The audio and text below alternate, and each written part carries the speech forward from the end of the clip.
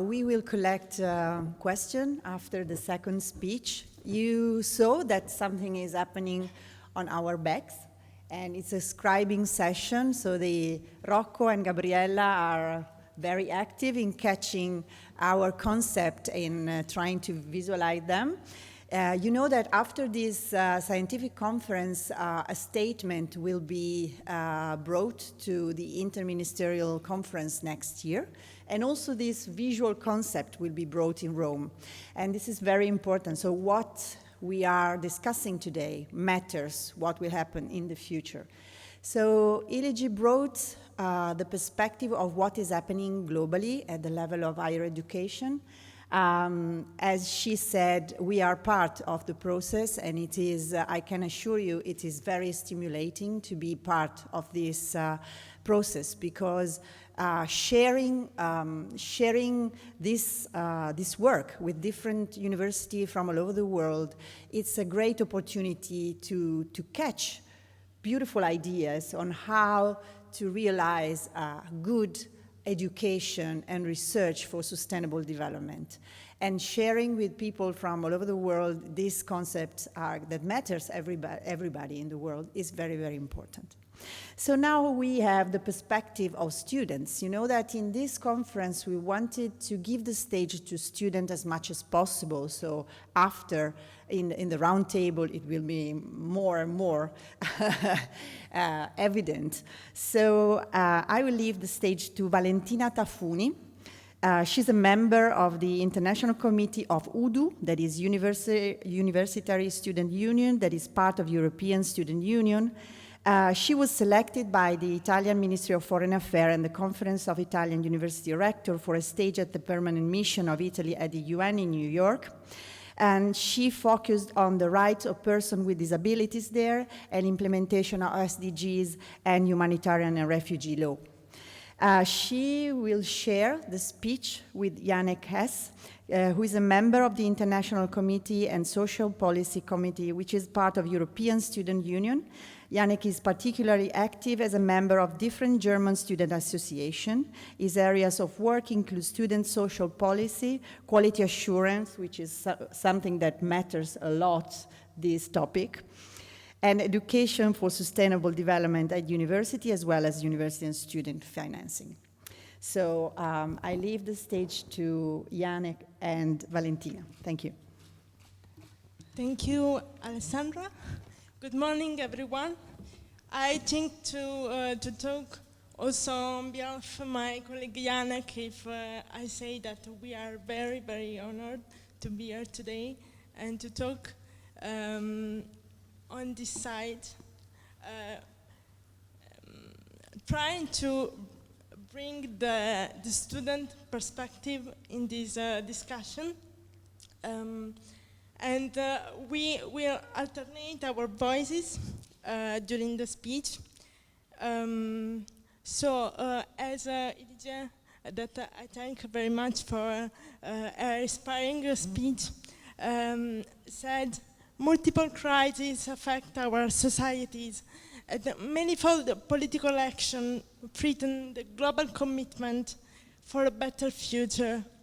These crises are often due to trade, social, and ecological conflicts that continue to instability and underline extreme inequalities in the world.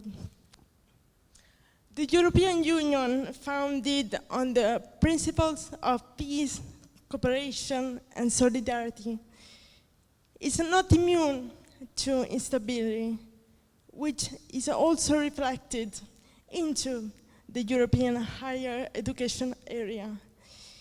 3 years ago, the results of the Brexit vote surprised big parts of societies. In 2019, a month before the European Parliament elections, polls predicted rising power for populists and Eurosceptics. Though this fearful scenario did not materialize as strong as predicted, many challenges remain central for the future of students. the defense of academic and press freedom, which are under attack in several countries, the fight against corruption, and the redefinition of an asylum policy that would guarantee the fundamental human right to migrate in order to have a better life, and which shares the responsibility among states equally. Currently, millions of students across Europe and globally are raising their voices in the Fridays for Future movement, demanding action to decision makers. They protest for stronger and immediate action against climate change and its effects. Young people all over Europe and worldwide came to the streets and squares in the last months, demanding their right to have the sustainable future described into the 2030 agenda.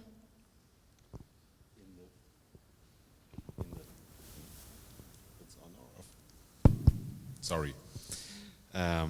In the rising collective social engagement on sustainability in all its forms, university have a prominent and guiding role from our perspective on it.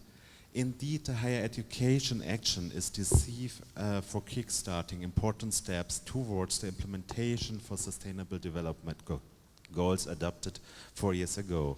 Among them, the human right for education is covered by the SDG 4 and is based on Article 26 in the Declaration of Human Rights from 1948, whose ratification by the national states is mandatory. In contrast to previous development agendas, the Agenda 2013 does not only explicitly mention the tertiary education for the first time in SDG 4.3, but also resents to the importance of the promotion of technological and innovational capacities in various sub-objectives and cross-references. Scientific research is framed as an implementation mechanism in many interconnected fields, for example, in agriculture and food security, renewable energies, industry, innovation, infrastructure, and climate change. Moreover, the explanation of the need of a global partnership for SDGs presents repeated references to science, technology, and innovation.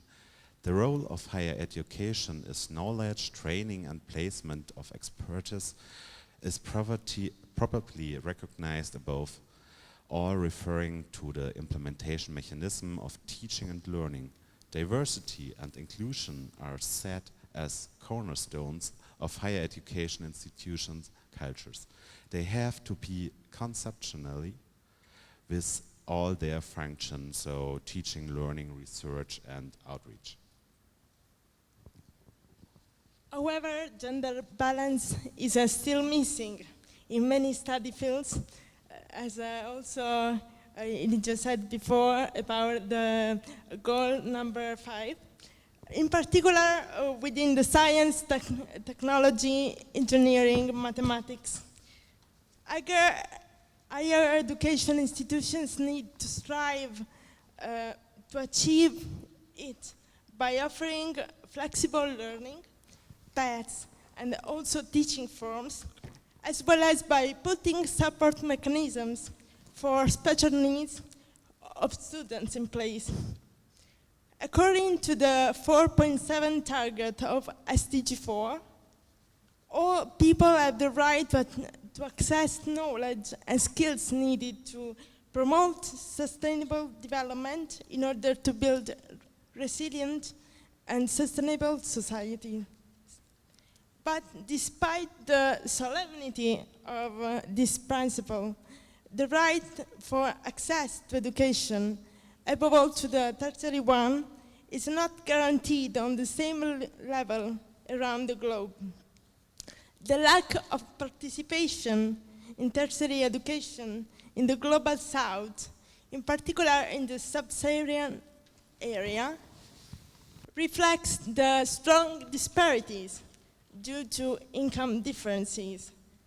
The beneficiaries of the expansion of tertiary education in these macro regions are mostly upper and middle class citizens only.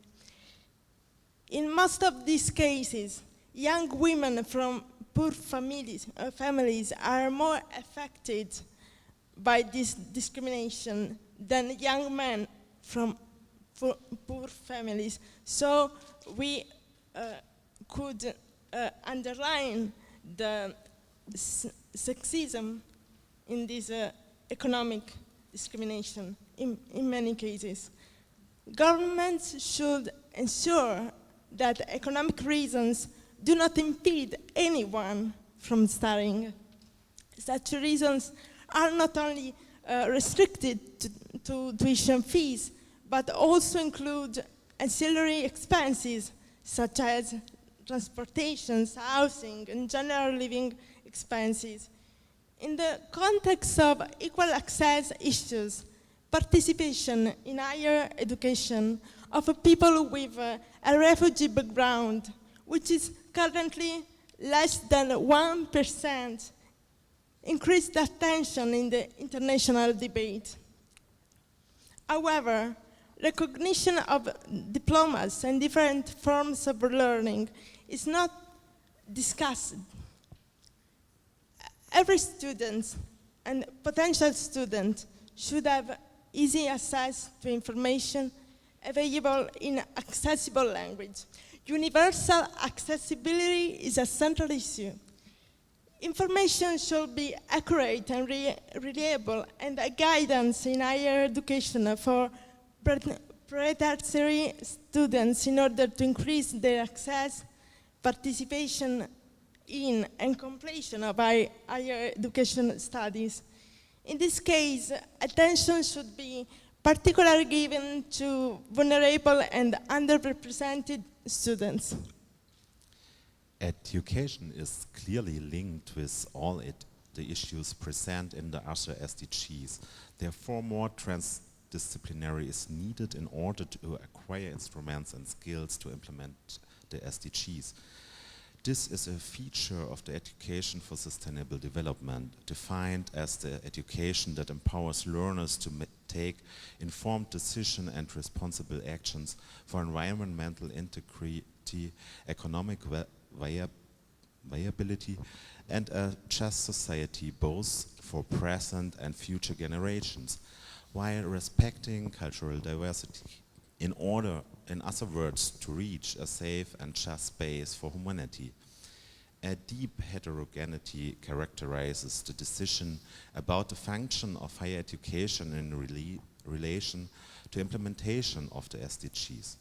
There are many interpretations of sustainable development. The ecological understanding is still dominant, at least in the global north. Its most important feature is the conceptual dynamicity, where education for sustainable development must be heterogeneous in its content and implementation, open to contradictions and critical reflection.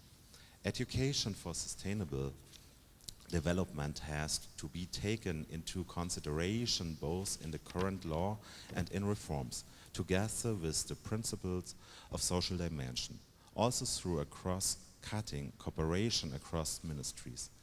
Governments should reverse the shift of the public spending cuts that has accompanied the difficult economic situation in the recent decades, with a growing trend in increasing fees of private education. There is a global growing tendency to commodification of higher education.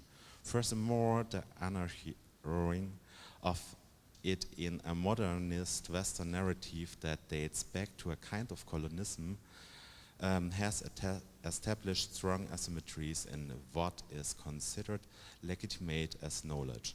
According to postcolonialism criticism, this narrative is a global epistemological phenomenon cemented, affecting the potential of tertiary education and the achievement of the targets of sustainable development.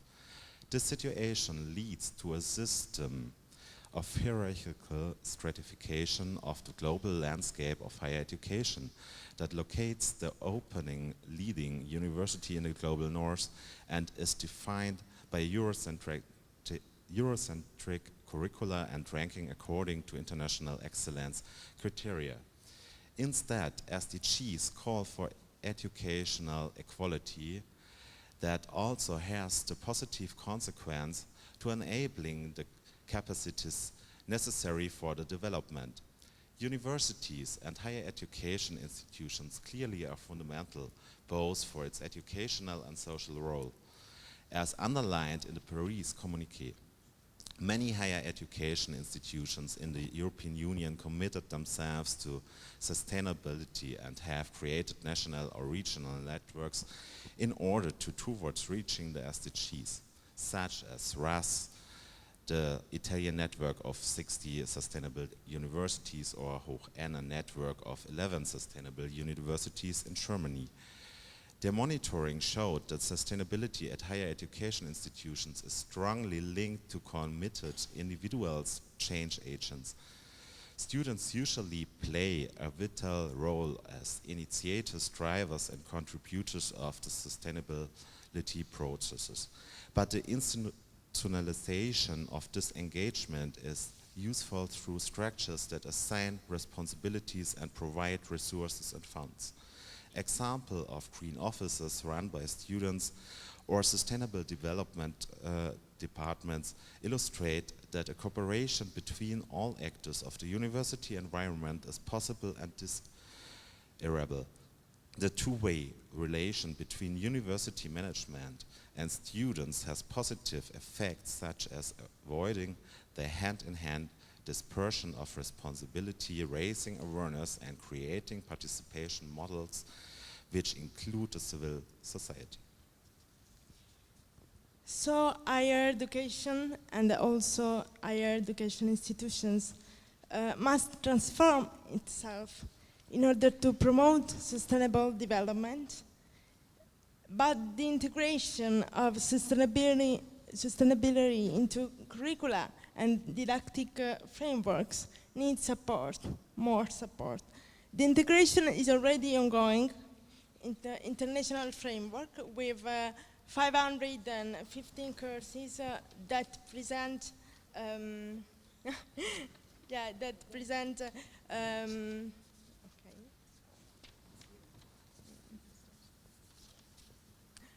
references in their names and contents according to a recent report of Italian University Rectors Conference, for example. Developing leadership as an understanding of participation and democracy in decision-making structures, and in order to face the complex challenges towards a more equitable society, green economies, eradication of poverty, food security, and other steps are important. This requires increasing the transdisciplinarity of teaching and learning programs, and also the respective research, because it will facilitate the inclusion of vulnerable groups in education too. A key point that should be addressed at the level of governance. Higher education institutions should question their role as a reproducer of social inequalities. Sometimes, merely anti-discrimination strategies are not enough to reverse the trend.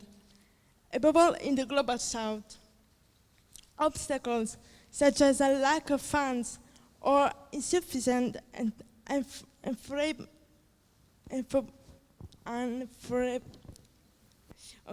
negative incentive systems for implementing the SDGs in higher education worldwide undermine the transformation of higher education institutions into SDG-relevant actors. Research is mostly oriented towards disciplinary excellence criteria, ranking, and research promotion strategies. Instead, a stronger focus should be given to inter- and transdisciplinary approaches or partnerships with other institutions. An open access to educational resources and the open education strategies are useful to guarantee equal access for those who want to pursue higher education. In this perspective, digitalization must be seen as an opportunity, not as an unavoidable end. We need a future-oriented and profound teaching and learning. Through new technologies, it's possible to embrace the change of teaching and learning even better than before. Digitalization must not be a driver for considering education as an object of commodification. A fragmentation of the institutional structure and the interpersonal dialogue need to be avoided. What is needed the most is a continuous involvement of students in all key aspects of the higher education institution's work, allowing their participation to study programs, designs, and delivery, considering the diversity within students and guaranteeing flexibility and use of different approaches of teaching and learning helps to create a successful relationship between the faculty and its students. In the environment it promoted, it should be possible to learn and communicate reciprocally between students and teachers. In this context, academic staff should be given the opportunity to work with appropriate resources and funds. Furthermore, access to training programs shall be guaranteed aimed to increase their knowledge on teaching and learning and students' proactivity. The capacities of students must be increased in order to conduct them gradually towards the new student-centered system, in which they become active co-creators and responsible for their own education. Being responsible for themselves, experiencing different modes of assessment and feedback in order to evaluate the planned learning outcome supports students not only to be autonomous learners, but also to be informed individuals. Individuals that can develop a critical thinking to evaluate sustainability values and principles and the ability to be collaborative and benefit from mutual motivation. In conclusion, aware individuals are fundamental to reach a sustainable future because awareness leads to the capacity to read the interconnected challenges that we are facing now. And aware individuals also can take the collective responsibility of this future. The main aim of SDGs is to not leave someone behind, to leave nobody behind. And we have to not to leave someone behind also in the decision-making processes, in the also into the academic environment and higher education institutions environment. We could consider the central role of university and also in building the leadership needed to take this challenge in a better way to deliver a more equal world to the next generation, a world where ethics matter and equity matter, a world where no one is left behind.